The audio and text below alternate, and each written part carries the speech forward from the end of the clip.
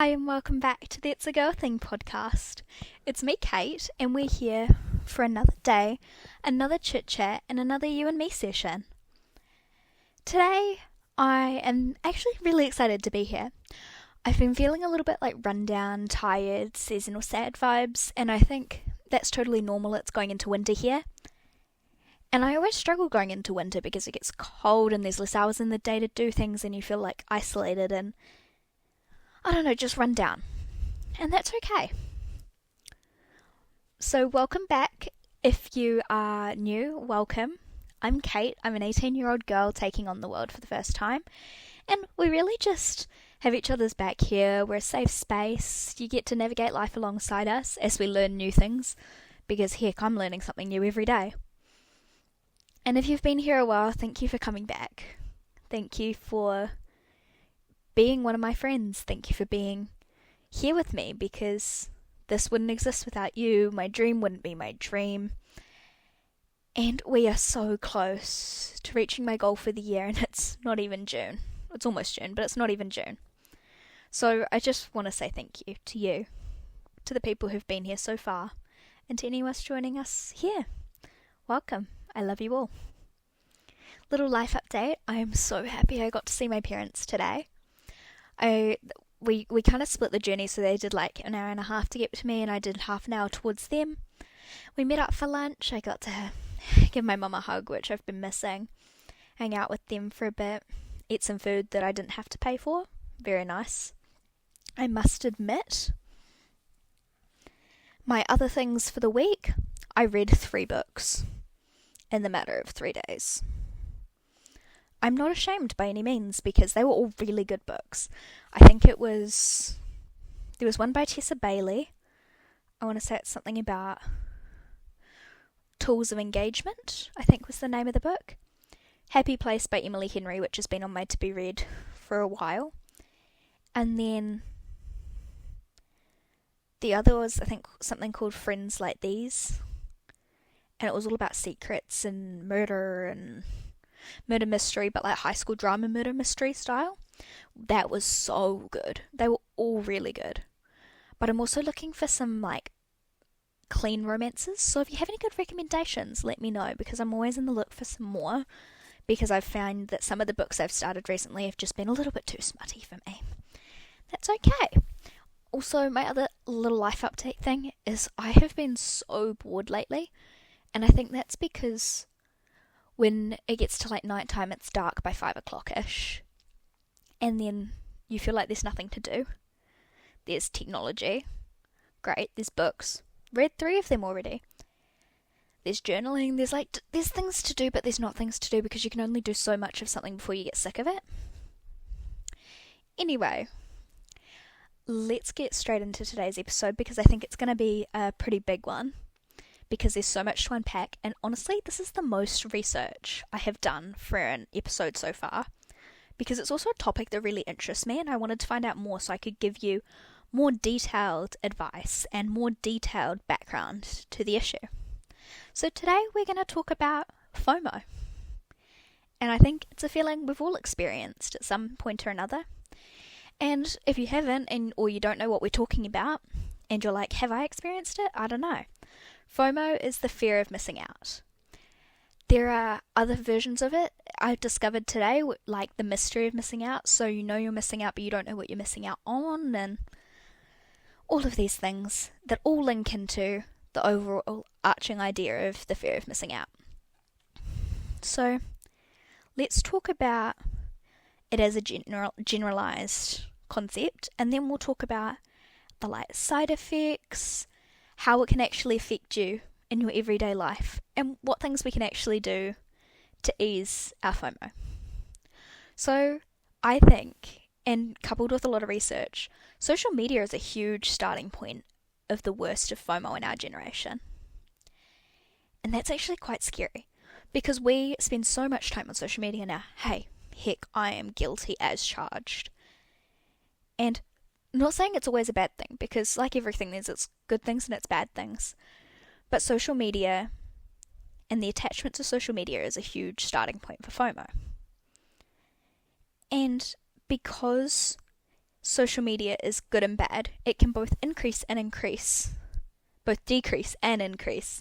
your feeling of FOMO. Because if you see an image and you see people doing something and they're like people you know, you're like, well, why wasn't I invited? Why didn't this happen? Why I should have gone. Or maybe you turned down an invite and you feel like you missed out on something. But there's also the positive side where social media creates a sense of community. So you might follow your favorite creator and they might create a really good space for you to feel like you're part of something, even though you're physically not like face to face in that community. So once again, everything in life is going to have its ups and its downs. It's about how we take care of them, how we nourish them, how we guide ourselves through making sure we've got the right balance, because you don't want a life that's got all downs and you're never going to find a life that's all ups, unfortunately. So FOMO also involves compulsive behaviours in order to try and maintain those social connections, which can mean going out of your way to push social connection onto people because you don't want to miss out, or you might feel like somebody's pulling away, but you're so desperate to maintain that you try and grab on. There are so many different compulsive behaviours that you can partake in order to try and not let that social connection slip away from your hands. Slip out of your hands? Slip away from you. Whatever you want to call it. It can create negative life experiences for you because you'll associate more. I've noticed. So in life, we've got good experiences, bad experiences, and then just your like average mediocre ones. As humans, we naturally only remember the bad or we only remember the good. There's very few average experiences that you remember. And that's because we remember the emotions attached with it. Not necessarily what happened, but more how it made us feel. And the downside of that is our negative life experiences tend to impact us more because we come back to them a lot more often.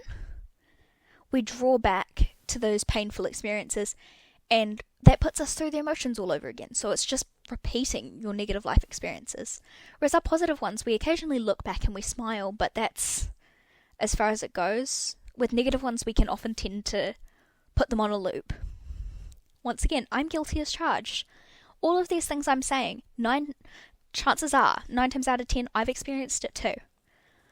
But I think the only way to get past something is to actually acknowledge it.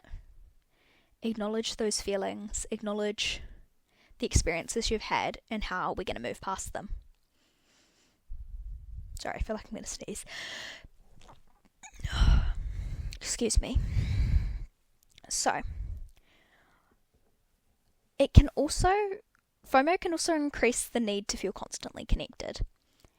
And that's what the internet gives us. That's what social media gives us. It gives that instant endorphin, an instant rush that we get by being instantly connected to anyone, anywhere, anytime. And it's a danger because it stops us from being able to create as many genuine face-to-face physical interactions, especially social ones. I would say it's made us be more prone to things like social anxiety because we've let ourselves hide behind a screen for too long. Once again, guilty as charged. And I think it's so important. I say that statement a lot because it really is all important. But I think that this constant social connection that we create online is doing more harm than good. I don't necessarily think it's a bad thing to have the access to it, because you have access to family and friends in other countries that you might see once a year, if that, and that's really cool. But when we're spending all our time online and less time with the people around us and less time with ourselves, that causes more harm than good. FOMO can be a short feeling. It can be a quick pang feeling that you're missing out, or it can be a long aching feeling that you constantly feel like you're not a part of something, and it's more of a lonely feeling than just a straight pang of FOMO. FOMO can contribute to a deeper sense of social, inferiority or loneliness.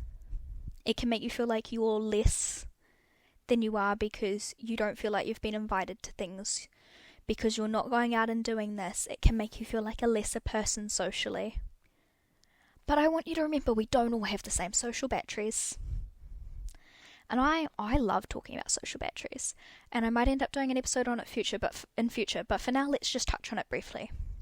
So our social battery is essentially how long we can maintain social interaction before we are drained, before it's drained, and before we no longer have the desire to continue in those social interactions.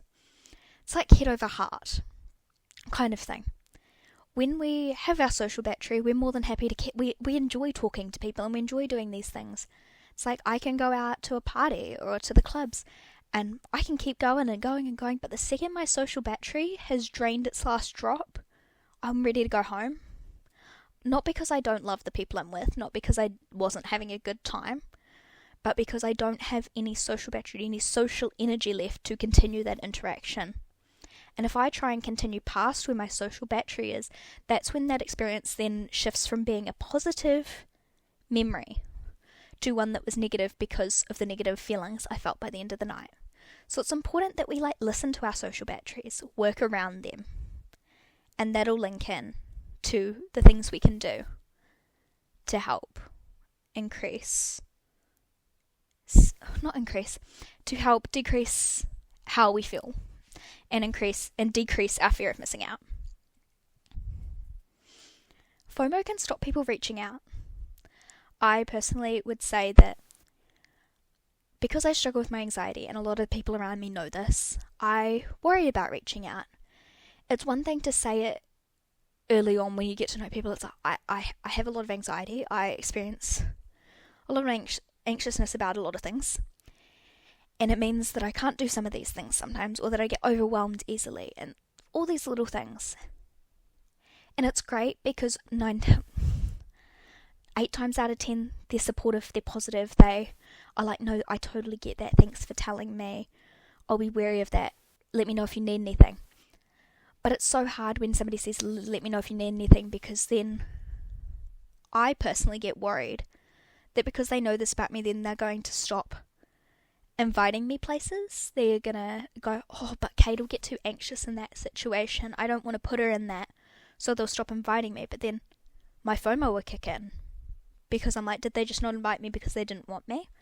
So it really can also put that feeling of stopping wanting to reach out and stop wanting to share that maybe not so positive side of your life, your mental struggles or your physical struggles, if you have any disabilities, that you may want to stop. It may make you want to stop telling people because you're worried they'll treat you differently, which will increase that sense of FOMO that we don't want to have.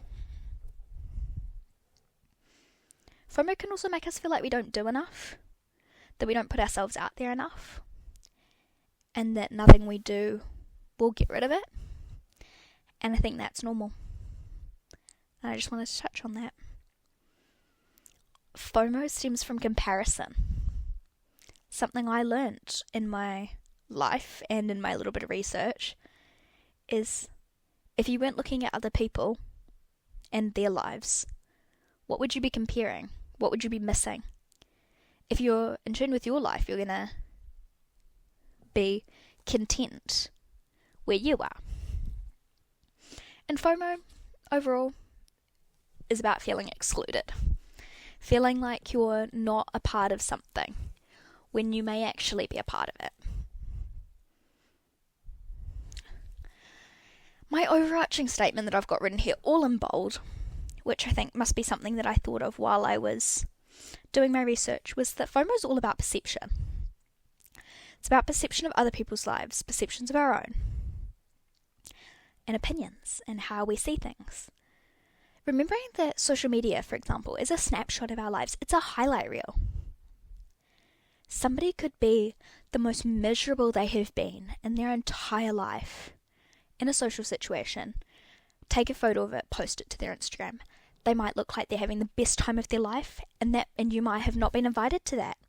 that might trigger your FOMO, and then you're stressed, upset, whatever other feelings that triggers for you. But they've at the same time, they've also felt all those negative feelings. It's about perspective and perception. How did you perceive that situation? How did social media let us perceive that situation? So you need to remember, social media is a highlight reel. People aren't going to post their crappiest moments necessarily. Although TikTok, there is a lot more negative stuff, like this mixed emotions. But overall, people like on Instagram, it's a highlight reel. What are some of the side effects that you can literally experience because of FOMO? Negative feelings is pretty obvious. Negative emotions, how uncomfortable you feel sitting with those negative feelings that have been triggered. These negative feelings might be different for other people. That somebody might feel angry, somebody might feel upset, somebody might feel anxious. It's different for everybody because we're all different people with different emotional skill sets. Another side effect is lack of sleep. If you spend your time thinking about, well, what can I do to make it look like I'm not missing out? Why don't they like me enough? Why don't they want me there? Did everybody go? What was it like? Did I really miss out? It's just can mess with us. It can also mess with us in the sense that our feelings and emotions can influence our physical health as well, especially in terms of sleep. It can trigger emotional discomfort, which kind of ties in with the negative feelings, but it can just make you feel uneasy with yourself, and that's a sucky feeling. It can increase anxiety. And as an already anxious girly, we don't want to do that. We don't want to add more anxiety into our already anxious lifestyle. Unfortunately, not by choice. And another side effect is you feel like you've got a lack of control. You feel like you've lost control of that side of your life and you don't know what you actually are able to do with it. So now we've talked all about FOMO, where it comes from, what it can do, and how it can hurt you. Now you're probably sitting there going, Kate, well, yes, I get that it sucks. I've experienced it. It sucks. And it hurts me and it makes me feel these ways that you've described. But there's nothing I can do about it. My darling girls, that's where we're wrong. 9 times out of 10, there are so many easy ways to fix it that we overlook. Some of them are temporary, some of them might be permanent. But also, step 1 is acknowledging it. Educate yourself about it. Be aware of the fact that it's occurring. Because if we're not aware, we can't do anything about it. So, how to cope with FOMO? My number 1 on the list, not available to everyone, not suitable for everything, but therapy. Therapy, counselling, talking it out. Could be with a friend, family member, somebody in your life, or it could be actually getting therapy. Because often with FOMO there can be a lot of other underlying issues that FOMO triggers. It could be made worse by your fear of missing out, or your fear of missing out could cover what's actually occurring. Because a lot of those feelings aren't one-time occurrences, and they don't always come on their own. They're not little single feelings. And also, therapy isn't just for diagnosed mental health conditions or diagnosed conditions of any kind, whether it's grief, trauma, PTSD, depression, anxiety, any of those mental health, physical, experiential,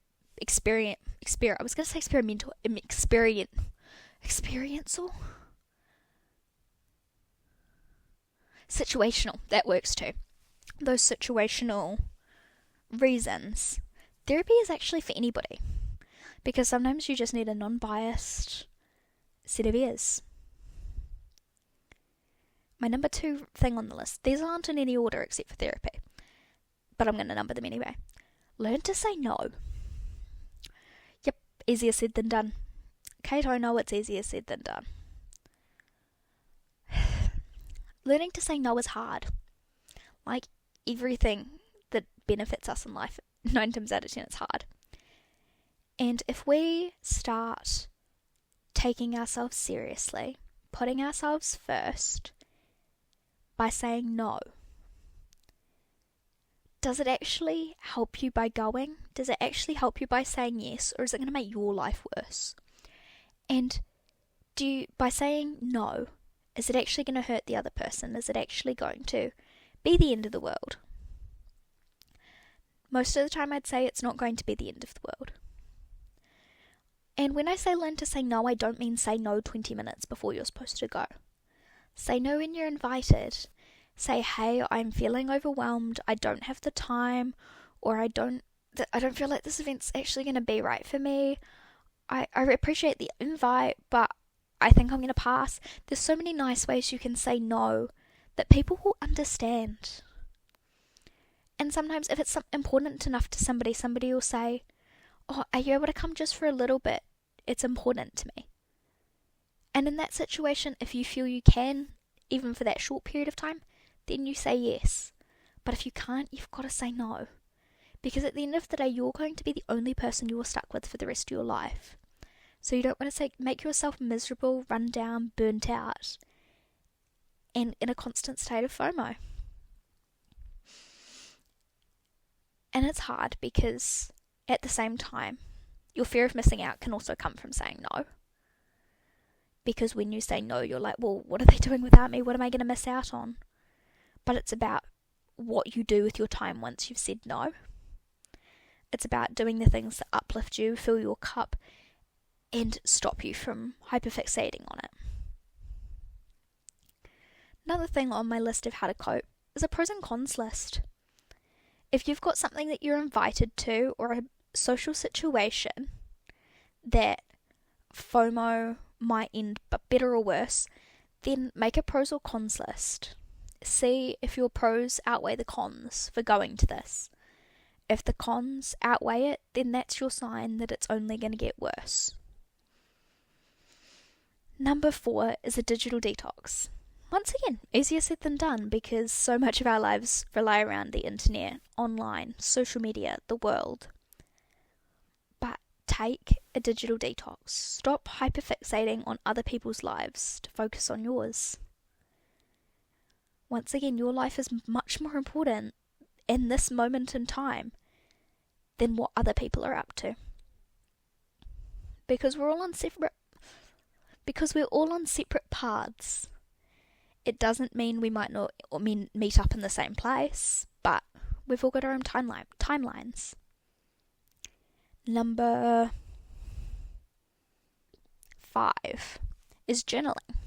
This one isn't for everyone, but whether it's an audio journal and you like talking it out to yourself, whether it's a written journal, whether it's drawing your feelings out, help you focus on your life, your positives in your life, and the things that you enjoy going to. Because coping with FOMO doesn't mean not going to any social interaction again. It doesn't mean never using social media again. It doesn't mean never doing anything fun again. It just means find the stuff that you enjoy and that actually makes you feel good. Because I'm personally not a party goer. I don't particularly like partying. I don't particularly like excessive drinking. In my head, I really wish I could, but in my heart, I know that that's not me. And that's alright, but I still struggle with the FOMO when other people want to go out or other people are still out and I've come home early. I'm in bed by 10:30 on a Saturday night, and that sounds so silly because I'm a university student. I should be out partying, but I really don't want to. Like, my head wishes I could go and get drunk, but I'm not going to. But my head wishes I could go and do this and that and be part of all of these things, but I actually don't enjoy it. And I actually don't get any benefit for me from being a part of it. I get more joy and more comfort and more positives from being home watching a movie tucked up in bed at 10 o'clock at night on a Saturday than I do being out. Doesn't mean I don't like going out once in a while, but it means sometimes I have to say no and do what actually is best for me. Number 6 on the list is find the right people. People who share the same social interaction enjoyment that you do. If you're somebody like me who likes staying in, find people who would want to do a movie night with you on a Saturday night instead of partying. Find people who enjoy what you like. Find people who understand. And people who don't make you feel like you're missing out just because you can't or don't want to go somewhere. Find people who won't brag about their lives to make you feel like you're missing out. Number 7 is purge social media. Remove anyone from your feed, your following, your followers that create the worst sources of comparison. Okay, here we go. I know, but we're all going to compare ourselves to everybody. Or not everybody, but a lot of people. So I don't mean go through and get rid of every single person in your social media. I just mean get rid of the ones that really make you go, oh, I wish I was her. Look at where I am in my life. Or maybe if I just went out tonight, I'd be more like her. Maybe if I just had a few more drinks, I'd feel more like her. I want you to take away those people from the equation. If they're making you question yourself, your priorities, and how you feel about yourself, then just remove them and see how that purge of social media either improves or unimproves. If it doesn't make any difference, then feel free to add them back later. But for now, let's take away as much of that comparison as we can and see how we go. And number 8, 9, I've lost track. Find your own priorities and goals. What do you want your ideal life to look like? Is it partying every weekend? Is it little dates staying at home with your partner? Is it going out for dinner with your partner? Is it going out for dinner with friends? What does it look like to you? Are there ways you can make sacrifices, or is there ways that you can compromise?